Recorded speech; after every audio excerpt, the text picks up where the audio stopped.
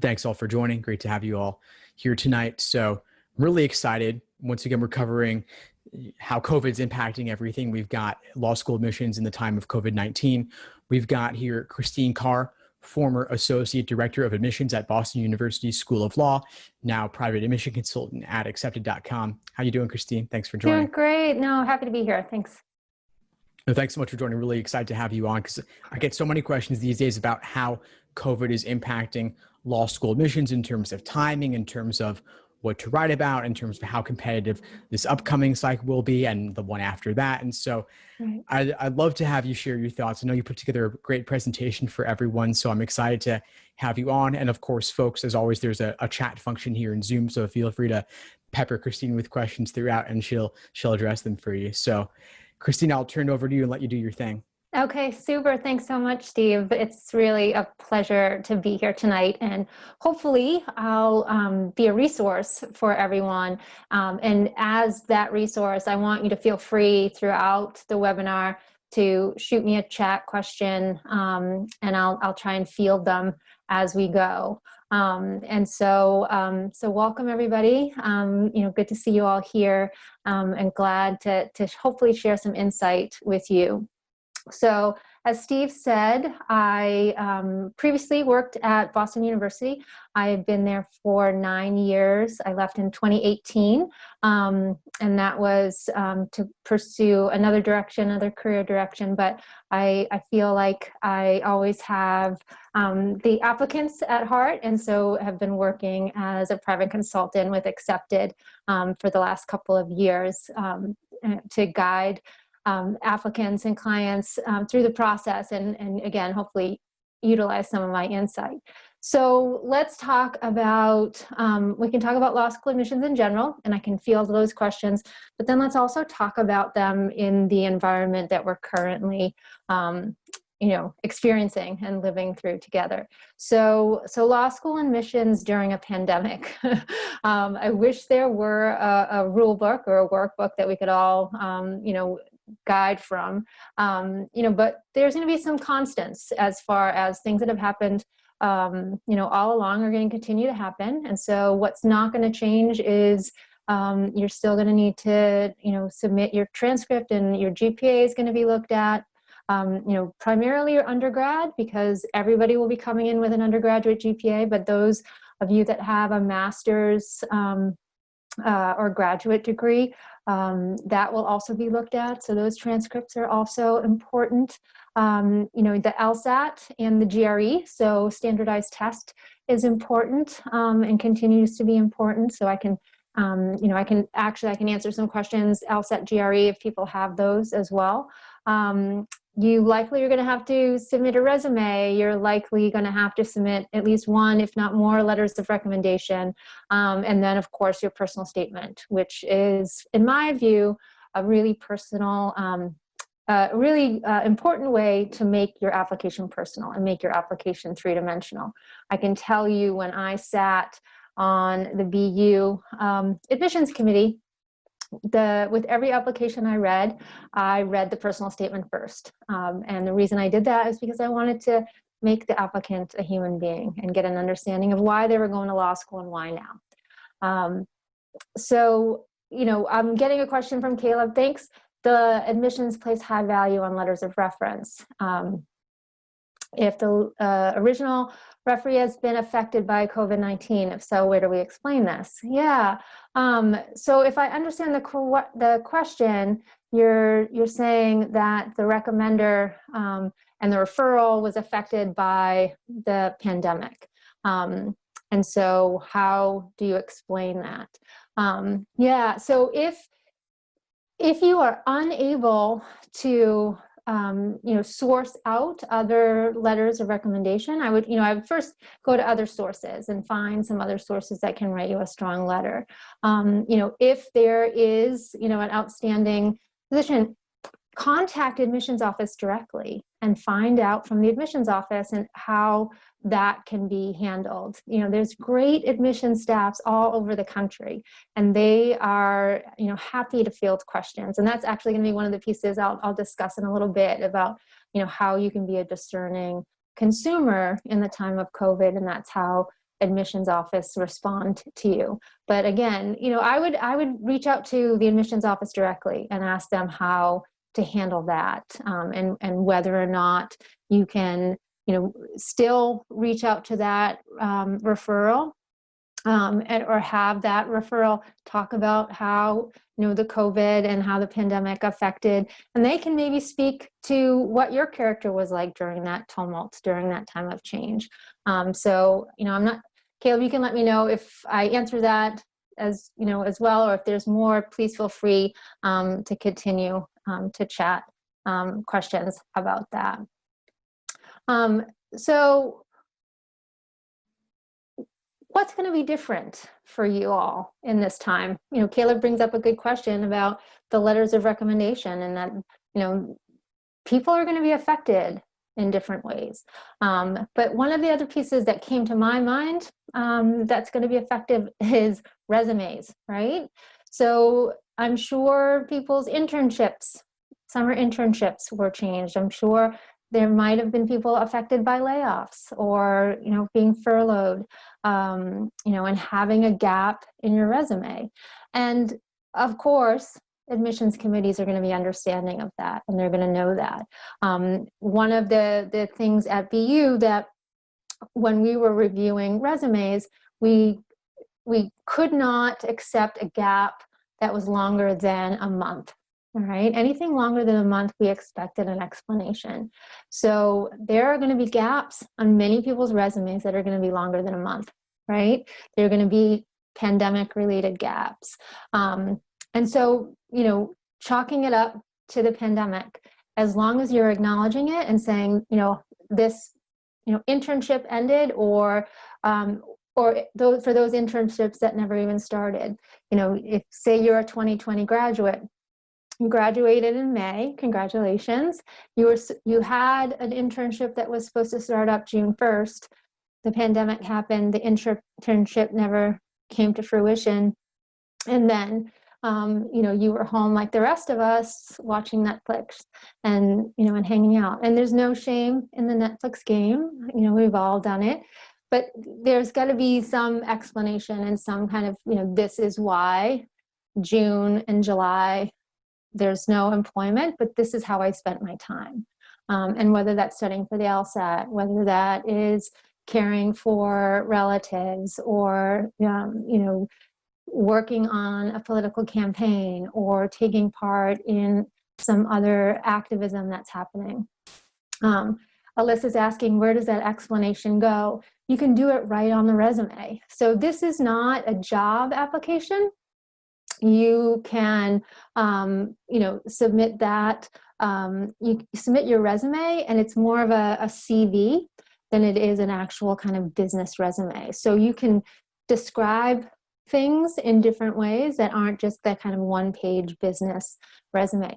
You can also think about doing a resume addendum. And in that addendum, talk about, say, on my resume, there's a gap from, June and July of 2020, due to the pandemic.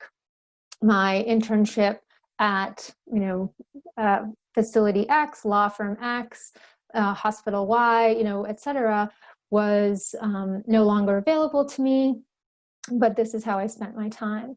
And Caleb is talking about how we use the gap as studying for the LSAT. So it's fine to talk about studying for the LSAT and say, this month or 2 months was dedicated to compiling the strongest law school application possible, which included studying for the LSAT, which is self-study, and detail your schedule a little bit, but then also say, and on top of studying for the LSAT, this is also what I did. Whether it is, working on a campaign, spending time with family, trying to stay sane. And, that's not necessarily something that you want to kind of put on that, but just, think about the things that you did that were somewhat constructive, and talk about those as you're describing the gap. Again, in regular, normal times, many an admissions committee is going to push back on applicants that had gaps in their resume and reach out to them and say, in review of your application, we noticed a gap from June 2018 to September 2018. And like Caleb is saying, many a times we were told that was time spent, I left my position at law firm X so that I could spend time studying for the LSAT and preparing my law applications. I would often then email that applicant and say, that's great. Can you please tell me how else you spent your time? What else were you doing? Because again, that's going to round out the application and give a more three-dimensional picture of the applicant. The other piece of what an admissions committee is looking for when they're reviewing applications is they're looking at the human being that's associated with the application and how they are going to be members of the community and how well they are going to adjust to law school life. And that means having a balance. That people talk about work-life balance. There's law school life balance as well. Your first year of law school is going to be tough. You are going to hear that, and it is true. What admissions committees are trying to discern is how well you do and how well you balance your life currently so that you can take some of those tools with you in your first year of law school and be successful. So again, when admissions committees are reviewing applicants and reviewing applications, they're looking to set people up for success. And so as much as the LSAT and those test scores are, the dread of many an applicant, there's statistical significance that an LSAT score correlates to success in your first year of law school. It's not a one-to-one correlation, so it's not the be-all and end-all. But that said, there is that correlation, and so that's why it's a tool that's used and to predict success. And so we want to set applicants up for success, and in doing that, we're looking at that balance. And so, Caleb, great questions. What does balance look like in a personal statement or resume? And that's, again, that's what I'm talking about. That's the more contextual pieces. What does it look like in a resume?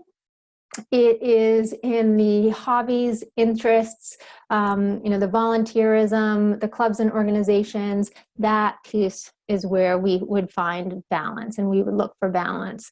And so, I accepted now, when I'm working with clients and I'm looking at resumes, I focus a lot on that section because that would be a section that we would focus on our admissions committee. So we would look at all of the, the jobs and the internships and the roles that you played, but then we'd also look on how you spent your time outside of school, outside of work. Where were you burning off steam? Where were you finding that balance? So that's the easy part on the resume. In the personal statement, we're not necessarily, kind of culling out balance per se in the personal statement. The personal statement should be the narrative that's talking more about why you're going to law school, and why now, why at this point in time you're looking to go to law school.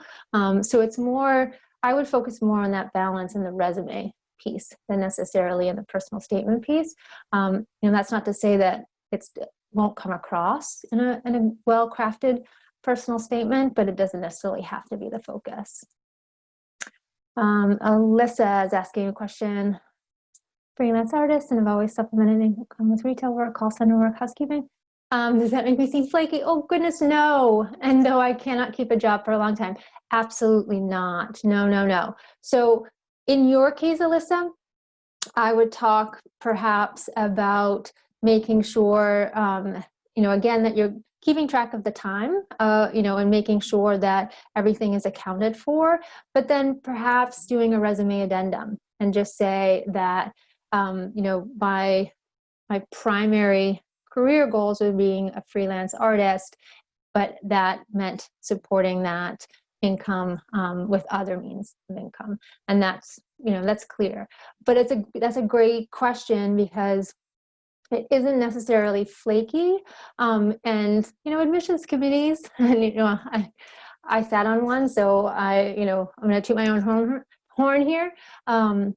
they're bright people, and and they will always err on the on the side of the applicant, but you never want to have them ask the question why and not have it answered in your voice. So Alyssa, this is a great instance where you might have someone ask the question, oh, I wonder why she had all of these jobs that might be more short term, and there's quite a few part-time jobs.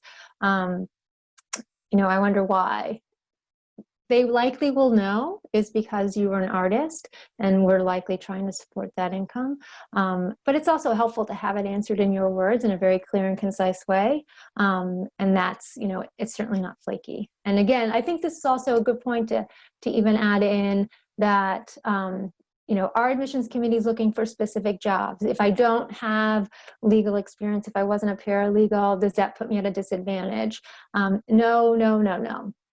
So when I was at BU, we had applicants and successful applicants that were admitted and enrolled that were flight attendants, that were firefighters, that were police officers, that were wait staff, bartenders, landscapers, that were paralegals, that were legal interns, that were directly from undergraduate, that were 5, 10 years out of undergraduate. So there's no secret formula to what your resume should look like. But what we are looking for is we're looking at, you were hired, you spent your time, you perhaps held leadership positions, but it's not essential, again, depending upon where you are in your life. And so as a question, can your resume be over a page long? Yes. It shouldn't be, 3 pages, but it can be over a page, it can be 2 pages, it can be detailed. Okay. I don't think you would need the question, I chose to work abroad for 5 years, would I need to write an addendum to explain that decision? I don't think so. I don't think that would necessarily, need to be explained. I think, I think a job opportunity, regardless of where it is understandable to take. So I don't know, unless you feel compelled, unless that's part of your narrative in going to law school, then I don't think you need to worry about being compelled. Any addenda that you write should be short and sweet. So an addendum about your GPA, I say any addendum that's longer than a paragraph is too long. So it is, acknowledge wherever you feel the deficiency is, get to the point, talk about it. Does not need to be too detailed. You do not need to divulge personal information unless you feel it's pertinent. And then, then period, end of sentence, end of paragraph. So, an addenda, any addenda that you write should be short and sweet in that. Okay. So if you just, Caleb, we just graduated in the spring and they changed grades to pass fail. How do we explain that? That's a great, and that was actually one of my other points as to, what has changed in the pandemic times that I wanted to bring up, what's different for the applicant. And that's the transcripts and the GPA. And that's for 2020 graduates and now even, anybody who is currently in their senior year. So that'll include our 2021 grads who are, might be working remotely, et cetera, and having the pass fail. And so how do you talk about that?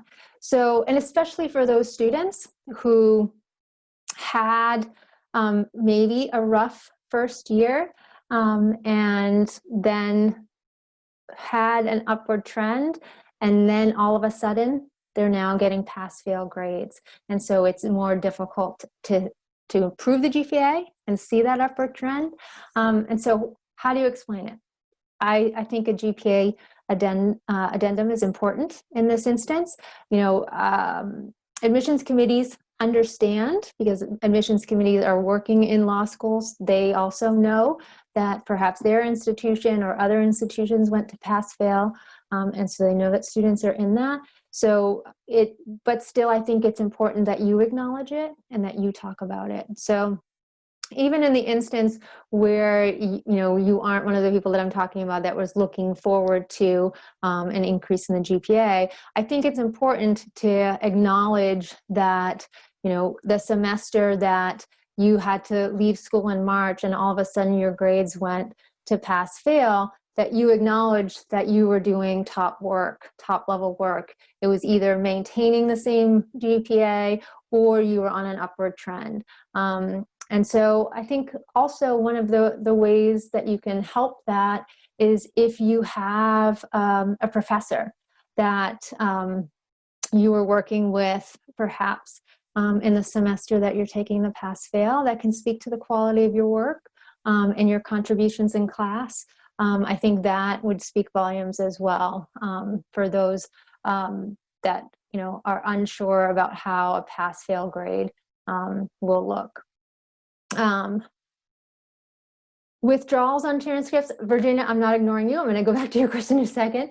But withdrawals on transcripts and gap during senior year in college, writing a separate addendum, not necessarily.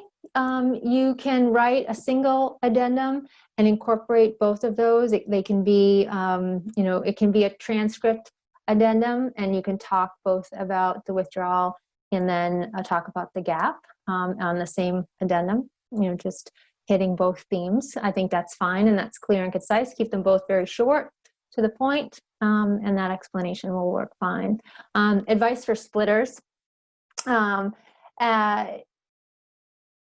Again, splitters are interesting. It's often, it depends upon the committee and the school as to which is weighted more heavily. I know, and this is my own kind of reader bias and my own committee bias. We all have our own personal biases. So my bias on splitters was I put a little bit more weight on the GPA than I would on the LSAT. So I always liked splitters who had higher GPAs, and then maybe not necessarily LSATs that were our target LSAT. That said, I think for someone that is 20 years out of school and looking to go back to law school, I think there's enough distance between you and your GPA that if you're a splitter in the other direction and that you have a higher LSAT and a lower GPA, I think the LSAT or the test score, if you're taking the GRE, I think that's going to hold a lot of weight. Because again, you're very different than who you were as an undergraduate. So again, it's a matter of how, I would again, if it's not explained well in the narrative of your personal statement, and when I say explained well, I'm not saying that your personal statement is going to be bad. I'm just saying if that's not a thread in your personal statement, then I would also suggest an addendum and just talk about your circumstances and, depending upon where the split is, what is higher, talk about how, I would like to be, held more accountable based on the more, whether it's the GPA or the LSAT, et cetera, et cetera. That was a little bit rambling, but I hope that was helpful, Virginia. I've got a question from Christopher about volunteer and extracurriculars outside of school. Are they frowned upon or looked upon as less favorable than anything that's happening on campus? Absolutely not. Absolutely not. So if you have interests outside of your campus community that you're involved in, that's fantastic. Good for you. Keep up with that.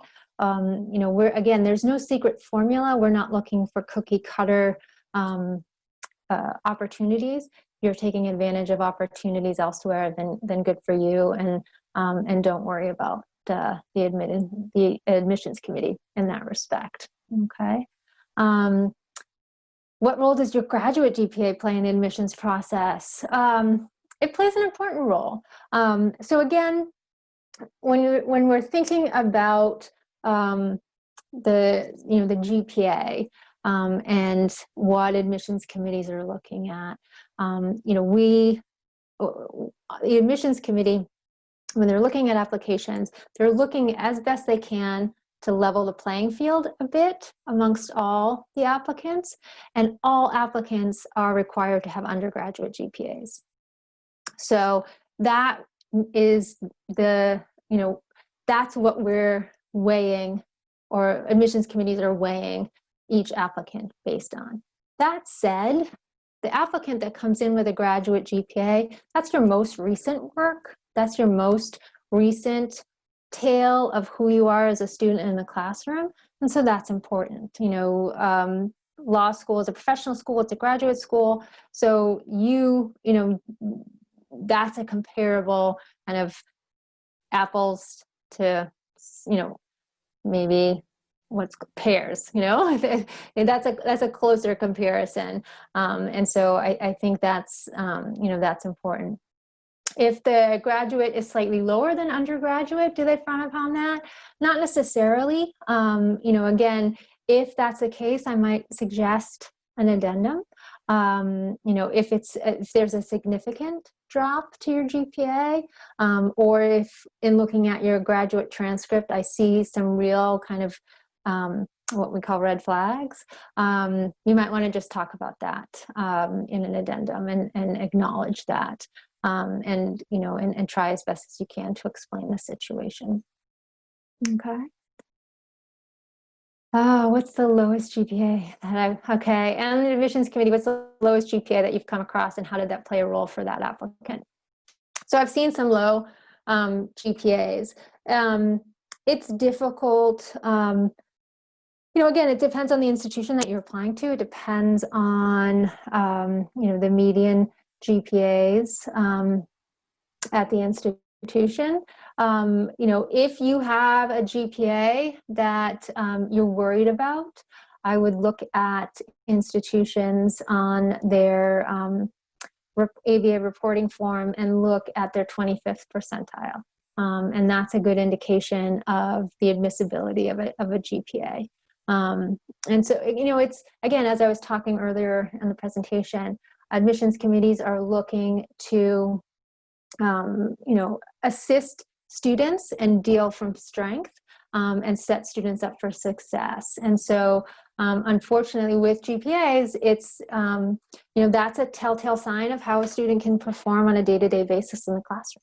And so that's why it's a tool in the admissions process. And so, it's an important tool. And again, admissions committees don't necessarily want to set students up for failure in that respect.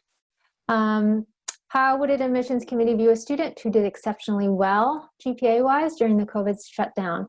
Very favorably. So if you, did very well during a difficult time, that's certainly going to work in your favor. Any sort of, kind of triumph over adversity, will be viewed very well. A transcript question in the military. So attended 6 schools. Yep. So I'm sorry, I got silent as I was reading. So military, so that is something that admissions committees are familiar with their military applicants, in that your service does not mean that you're always in the same place. And so therefore you are attending multiple schools. Many of them are online institutions. And so that is understandable. Again, as I was talking about earlier in the presentation, you never necessarily want to have the admissions committee ask the question why and not have it answered in your voice. And so, Cora, to answer your question, admissions committees are going to be familiar with military service members are going to have multiple institutions and multiple transcripts. That said, it's always good for applicants to kind of, guide committees through their narrative. And so for you to acknowledge that in an addendum, just, a transcript addendum, and just, kind of tip the cap and say, I served in the military. I was stationed, in various places, or, you know, however you want to describe it. And so that's why you have multiple transcripts, and totally fine and totally understandable. Another question about how does an admissions committee view unpaid and paid jobs on resumes? So some admissions committees are going to ask specifically for you to designate on your resume or on an employment history section how many hours a week you were in the job, whether the job was during an undergraduate semester, and whether the job was paid or unpaid. And so those are just questions that add context to what's happening. And, you know, again, the context is generally to be used in the applicant's favor. So, you know, when the question is asked, how many hours a week, and was it during your undergraduate semesters, that's, you know, showing us that, you know, your success as a student that semester was also impacted by the fact that you worked 20 hours a week in this, you know, unpaid internship, or, you know, 20 hours a week as a bar back in the local establishment, you know. So those, you know, it just adds context and information that might not otherwise be gleaned. You know, unpaid internships are hard work, and often they are, you know, students have solicited those on their own, you know, cold called or cold emailed. And so it's, you know, the fact that you're devoting time to a job that you're not being paid for, you know, that shows a bit of character as well. So, you know, so all of those things, again, admissions committees are generally looking at what is in the favor of the applicant and add strength to the application, not trying to gotcha in any sort of way. So I also wanted to spend a little bit of time talking about what's going to be different on the law school side. So how did the pandemic impact law schools? How did the pandemic impact law school admissions office? And what does that mean? How is that important for you to know? So there's going to be enrollment fluctuations this fall. So we won't necessarily know what those fluctuations are until October 5th. And I say October 5th because October 5th is when law schools have to report data to the ABA and the LSAC. And that data includes enrollment numbers. So on October 5th, that is when, unless because of the pandemic, that's going to get moved around in some way, but as far as I know, it's October 5th. That's when we're going to know how the pandemic affected fall 2020 enrollment numbers. What does that mean for applicants for fall 2021? What's going to be important is what were the deferral rates for 2020 to 2021. So deferral rates are those applicants who were admitted and deposited for fall of 2020 who, given the uncertainty of what's happening and schools going back remote and them not wanting to spend their first year of law school remote, or them not wanting to move to another part of the country because of the pandemic and the uncertainty related to that, have asked for a deferral. And so admissions offices often handle deferrals on a case-by-case basis. Generally, they don't want to give out very many deferrals because that affects, again, their numbers of the current year. But given a pandemic, that might have been something that has changed and increased for schools this year. So that said, I would guess that on October 5th, we're going to find that some schools had lower enrollments this fall than they've had in the past.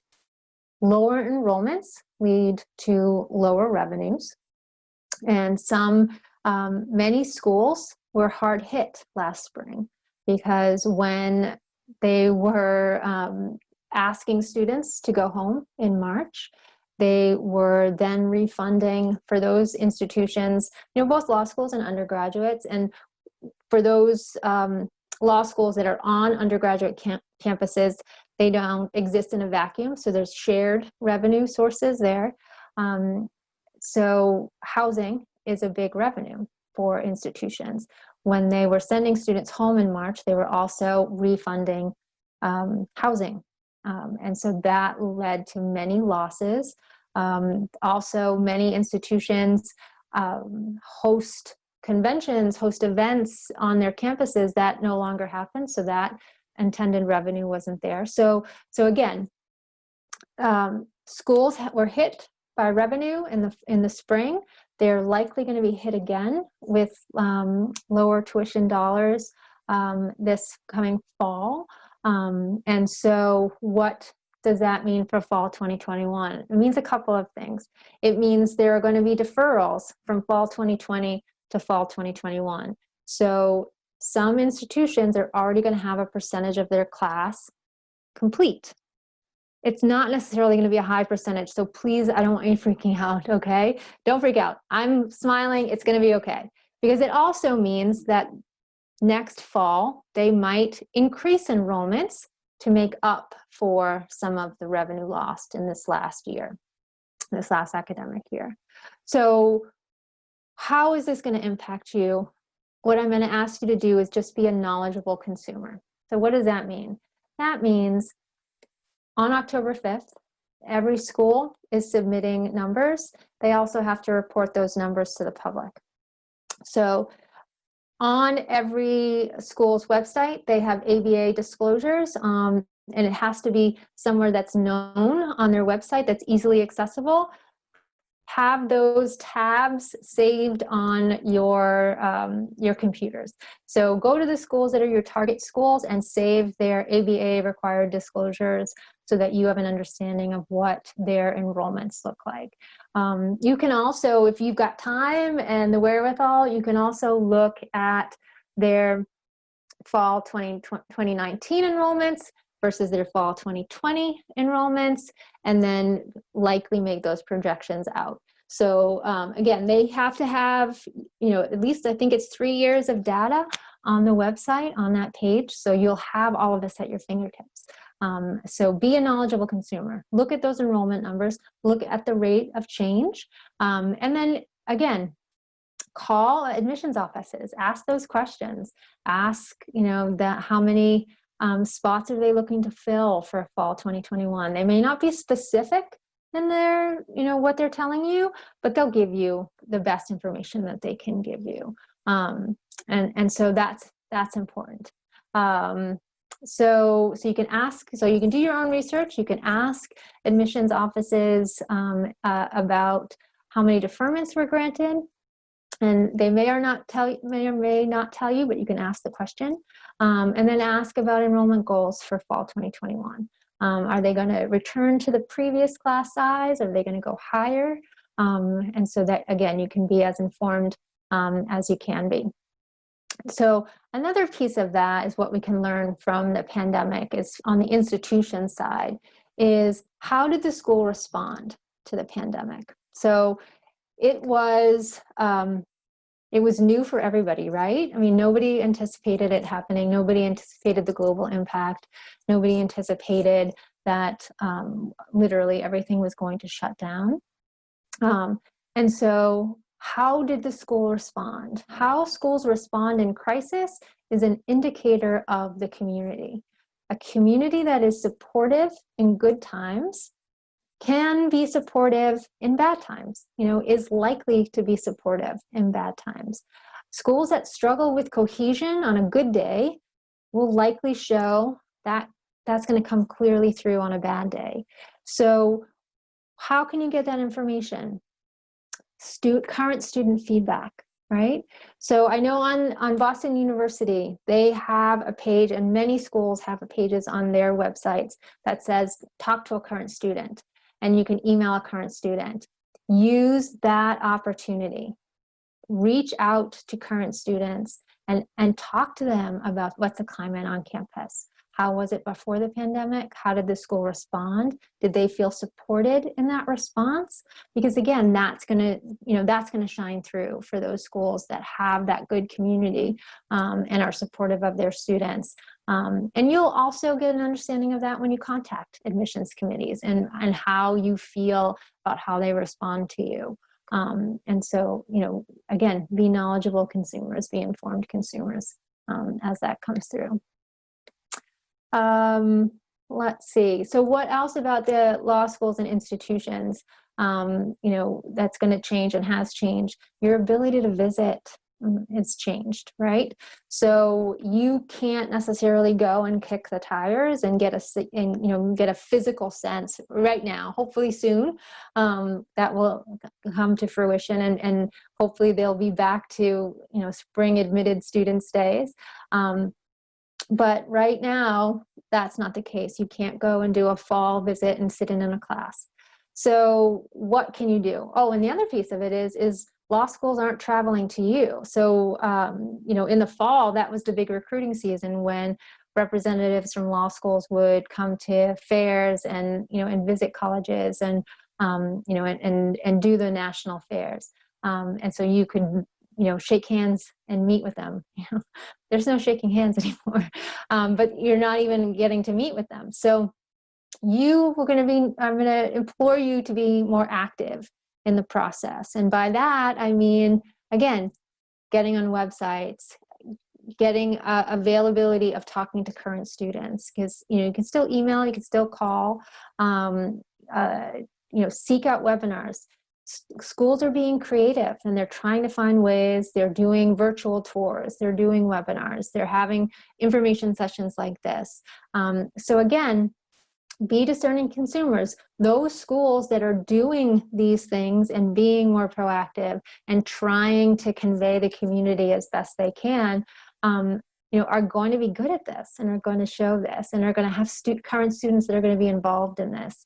Again, because supported current students are going to have that balance to be able to reach out to incoming students and new students and talk, as opposed to, kind of clutching and hanging on to by a thread to keep themselves together. So you still can get a sense of community even in this virtual world that we're living in. So all right, questions. I know I've talked a lot about what institutions are doing.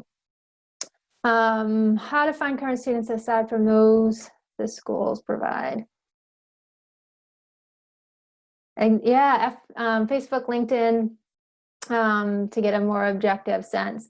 I've never been one to send people to the forums, but you can use Facebook and LinkedIn and do that. So what specifically to ask them? Ask them questions, again, specifically about what their experiences have been.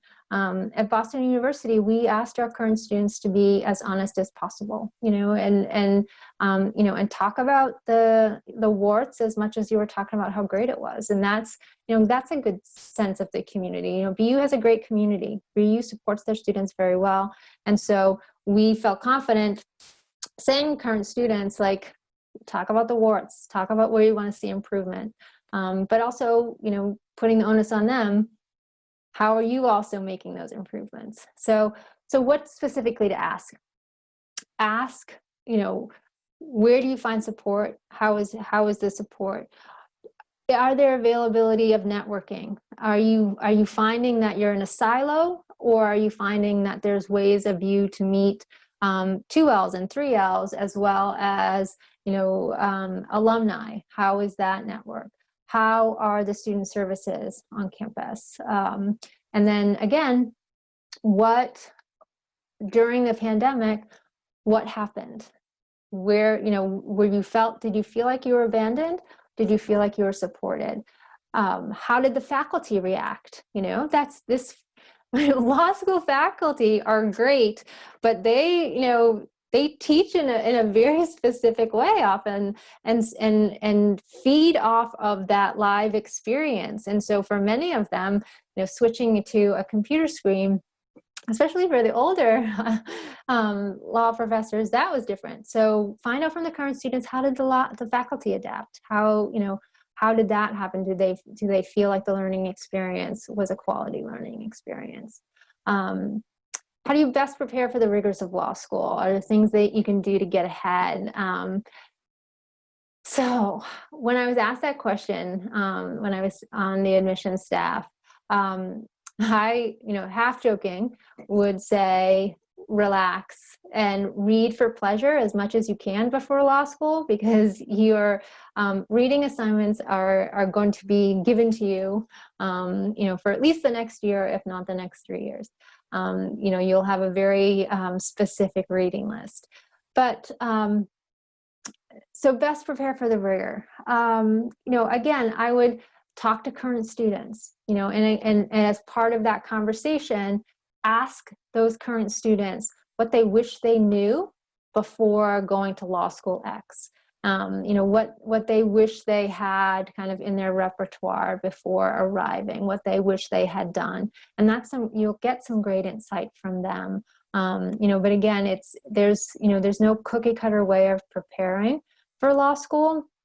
Oftentimes, the orientation is where you're going to learn how to be a law student and, learn how to read in a specific way, learn how to write in a specific way.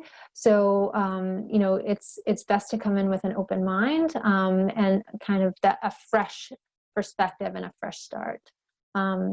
So insight into the personal statement and sounding authentic without coming across as fake or fictitious.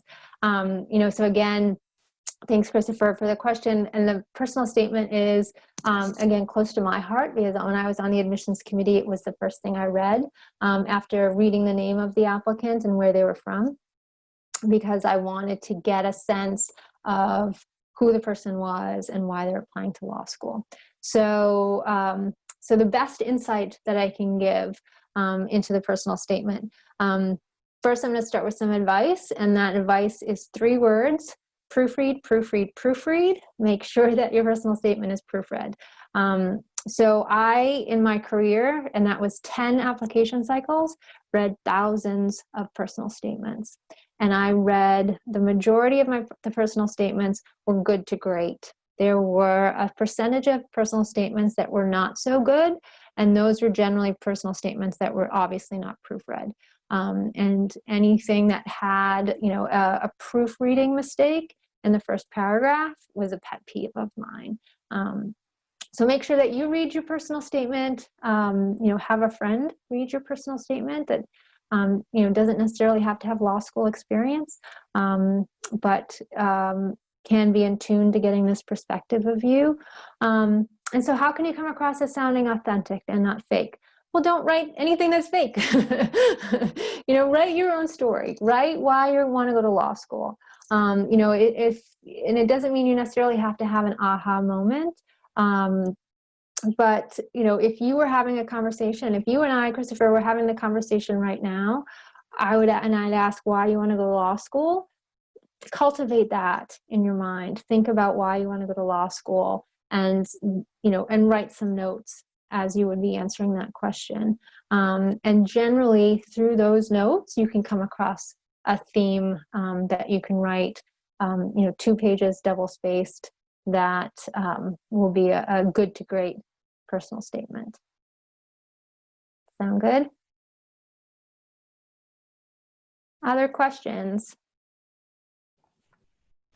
Well, Christine, this was a fantastic presentation. I feel thank like you hit all the major points, both the application in general, as well as how COVID is impacting everything. So a really comprehensive view of everything going on. We got a lot of great questions, a lot of great engagement in the chat. So thanks to everyone for asking such fantastic questions. And thanks to you, Christine, for addressing them so well. I really appreciate my pleasure. your My insights. pleasure. Yeah, no, this was great. I mean, it's, there's nothing normal about the times that we're in, but there's going to be some consistencies in the application process. So hang on to those, and feel free to reach out to me at Accepted. It's christine.carr@accepted.com. If you have other more specific questions, we can certainly, talk those through.